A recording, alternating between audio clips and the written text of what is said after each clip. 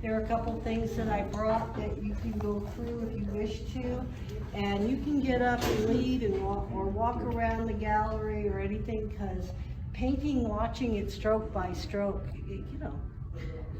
you might like to come back every 5 minutes and enjoy the changes. So what I brought that you are welcome to go through are on this table, and there is hand sanitizer if you need before and after you touch the objects.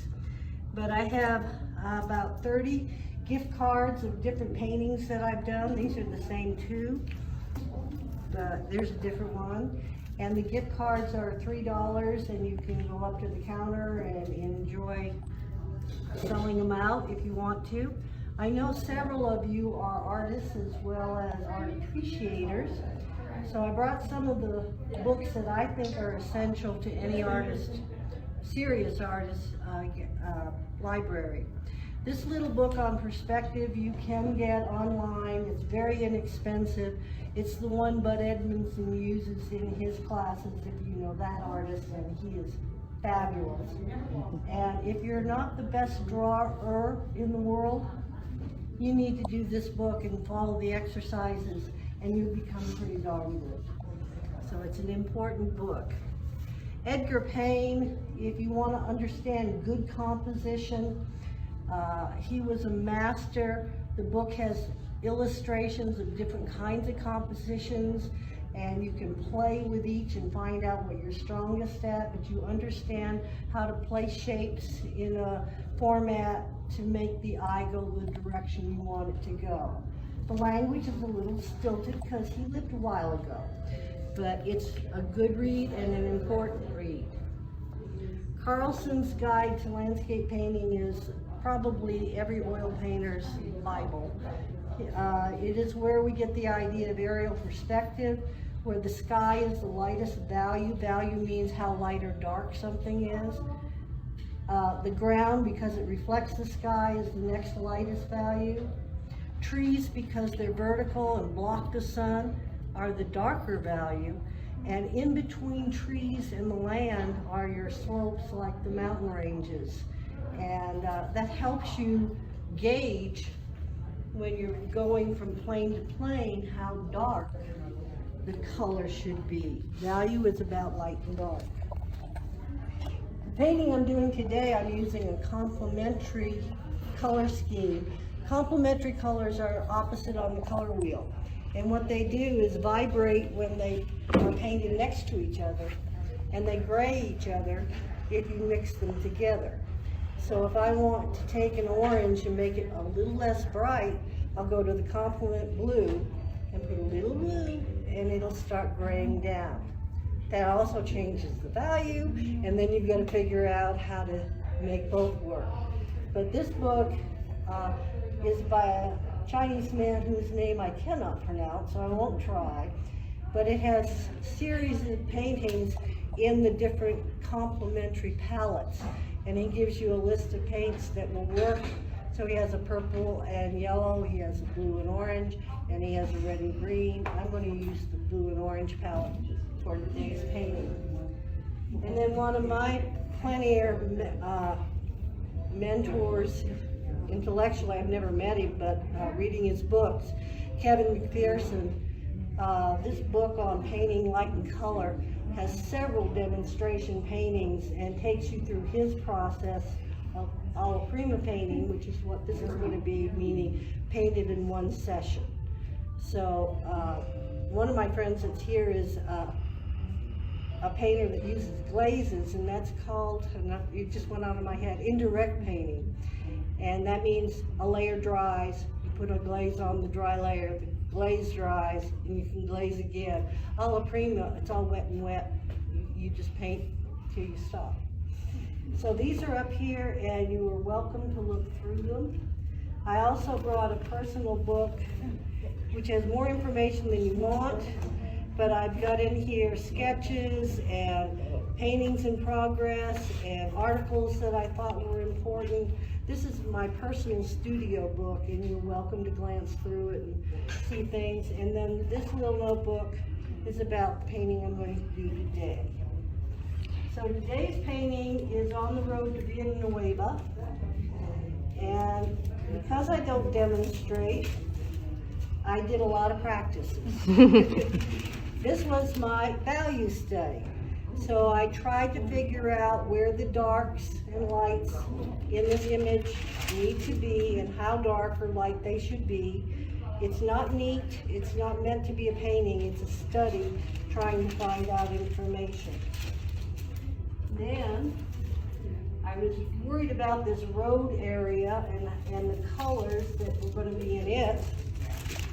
So I found in a painting magazine an image that I really liked, and then I played with the colors to see if I could approximate the color ideas. I didn't want to copy someone's painting, I wanted to steal their color knowledge. And so I played with that. And then I did 3 or 4, this is just cheap canvas paper, but trying to plan this, the shape of the mountains, the different colors, the shape of the field, and there's something wrong with each of these, and there's something that I learned from each of these before I was going to get going. So these are up here for you to look at if you would like.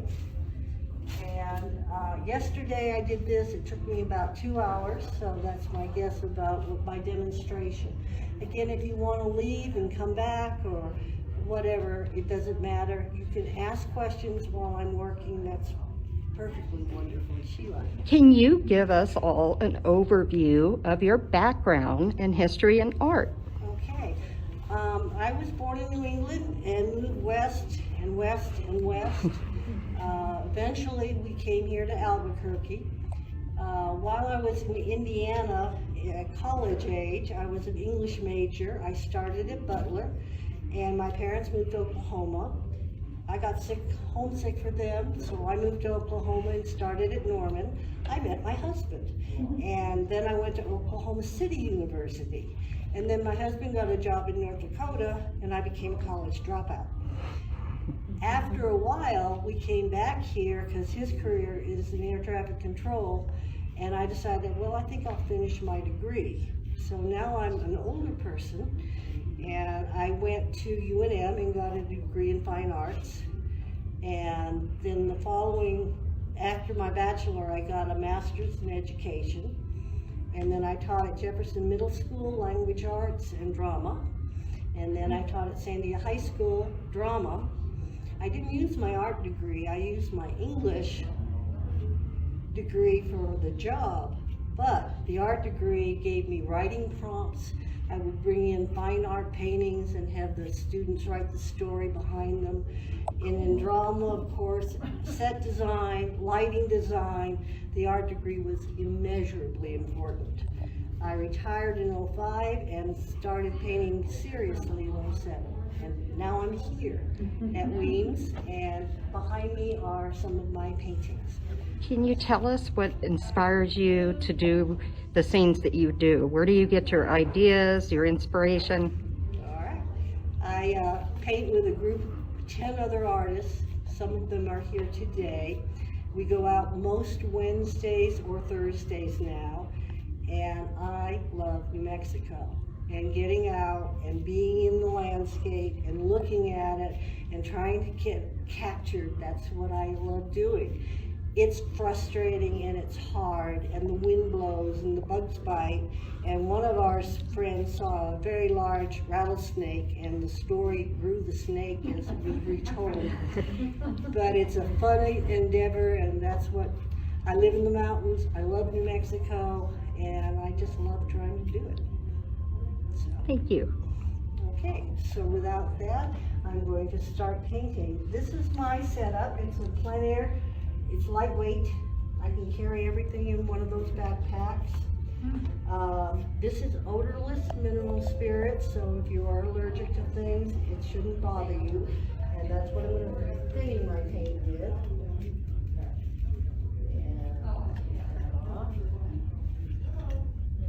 And this will protect Sheila's floor, I hope.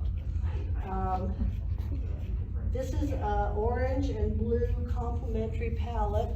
I'm going to start with a thin mixture of just some burnt sienna, which is a brown, and ultramarine blue to draw the image on, and then we'll go from there.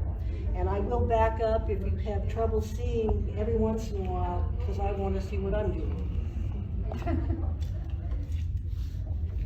Here we go. Diane, Yes. you need to tell us what the panel is. This is a pre-toned canvas covered panel that I ordered from Dick Blick, and they come in 4 colors. And you just have to go to Dick Blick and look for toned canvases. I don't remember the particular name. And it's nice to paint on toned canvases because it kind of gives you a start on that value understanding. So all I'm doing right now is mixing a kind of dark gray with ultramarine blue and burnt sienna and a lot of liquid, because I'm just going to draw with it. I'm not painting yet, I'm drawing. And I start by finding the approximate center of my painting, which I don't want to paint on. And everything is going to be in relationship to that spot. So this mountain, I keep moving over to the side of the panel because I don't like it where it is, which is almost center on the picture. So I'm not looking at the picture now, I'm starting to think where the top of the mountain's going to be. I think I want it there. So that's a high point in my painting. And it's going to kind of come down here, and then somewhere along here are the trees that are along the stream. So I'm going to tell myself where they are. And the stream bed kind of goes there.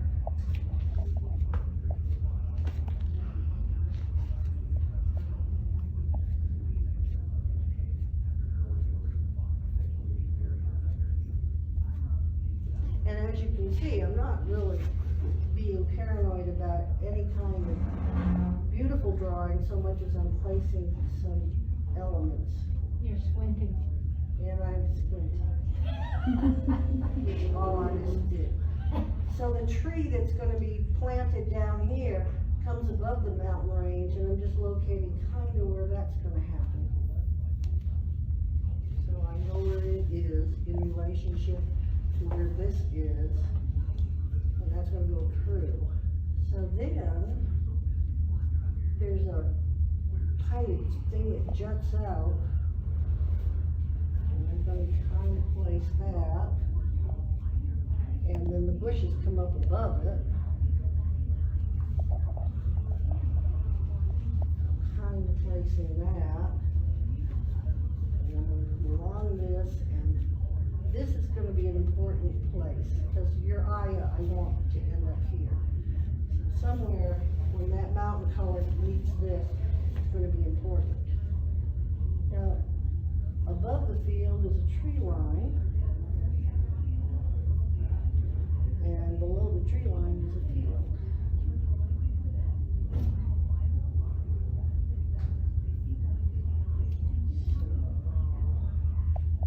Bushes interrupting, and that's going to come down, that's going to move here, that's going to move there, that's going to go back up. So I kind of know where things are. Now the tree line is under the mountain here. So I think I want to grow my mountain a little taller, because I want to give room to that tree line.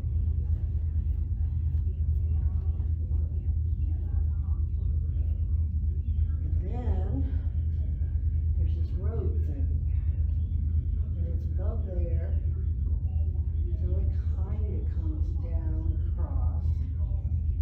Coming out from the road, pointing to where I'm going to want you to go, is another little jetty thing. So it's going to go out about that far, and it's going to grow trees on that. I'm not going to say happy little tree. Bob Ross fans. Which means this shoreline is going to be seen through the trees, over here, down here, and I'm beginning to see my shapes. And that's all I'm doing right now, is finding the composition. So I don't want, what did I do there? I brought the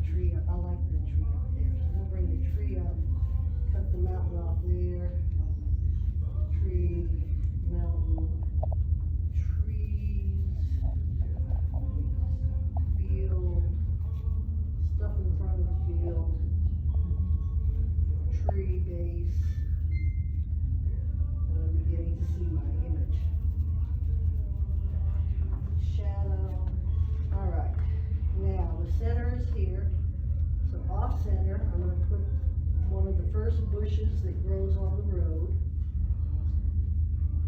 and bring them along. This bush is in front, so it's gonna overlap. And this bush is gonna try to point you back, so I wanna grow it in here somewhere.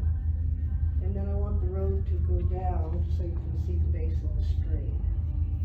And I'm running out of paint, so I'm gonna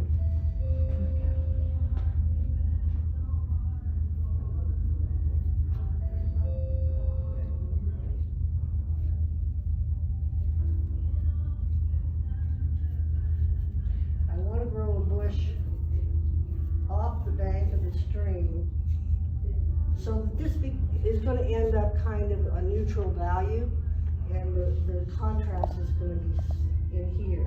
So I'm putting a little busyness just to camouflage the values.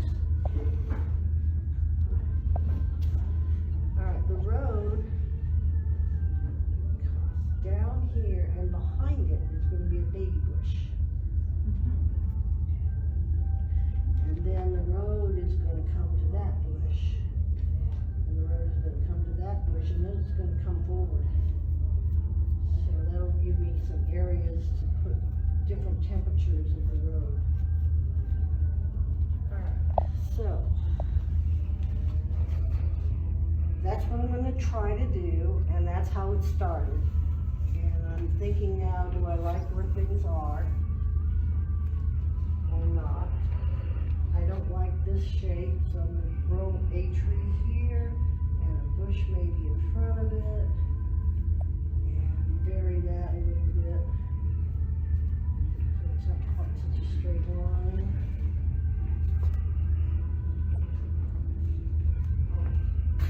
I want to save some space where I can do some negative painting in here. Negative painting is where you paint behind an object instead of painting the object. And where the field color comes through that tree line is really kind of the point of the painting. So I'm really going to want to like everything that happens right here.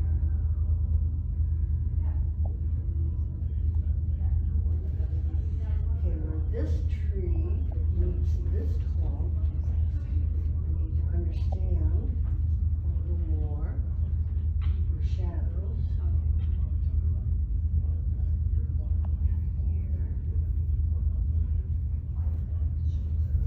And there's going to be bushes in front of it, so that has some movement, and then that jetty's going to come out. The road's going to come down here and go past it. This is darker. This is darker and going to cast a shadow up this way. So now I'm trying to start thinking about within the shapes where the shadows are going to happen. That bush has to be bigger. So that mess tells me where I want relatively undistinguishable shapes, but a mass. And I want the base of this tree here. So it's going to go in there, and that's going to bring you up into this plane. So I know that's there. This is going to be shadowed up into here. I really have hardly any paint on this, by the way. This is all erasable.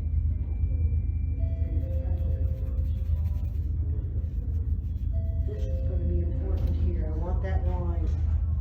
And I want like the shape that I'm going to need for the stream.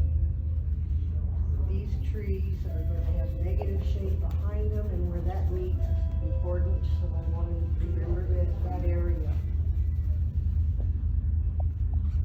And then the base of all these trees is going to form the shape of the field.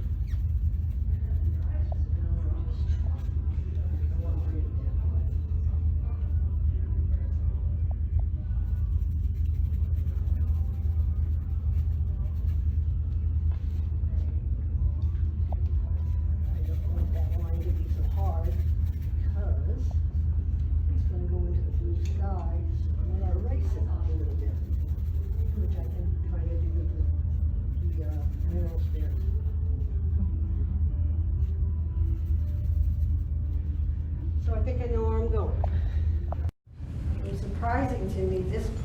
off with a little orange and get into the blue mix, and we'll see if I can find it here.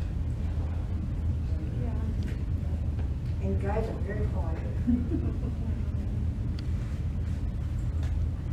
I'm changing to the cobalt teal in this mix. It's kind of stiff, so I'm going to bring a little of the solvent into it. So the teal is green blue, so it's warmer. So green is a mix of yellow, warm, and blue. And I've been using purple blue so far. So I should be able to get a warmer mixture and still keep it out kind of dark, because trees grow up in the dark. That's not warm enough.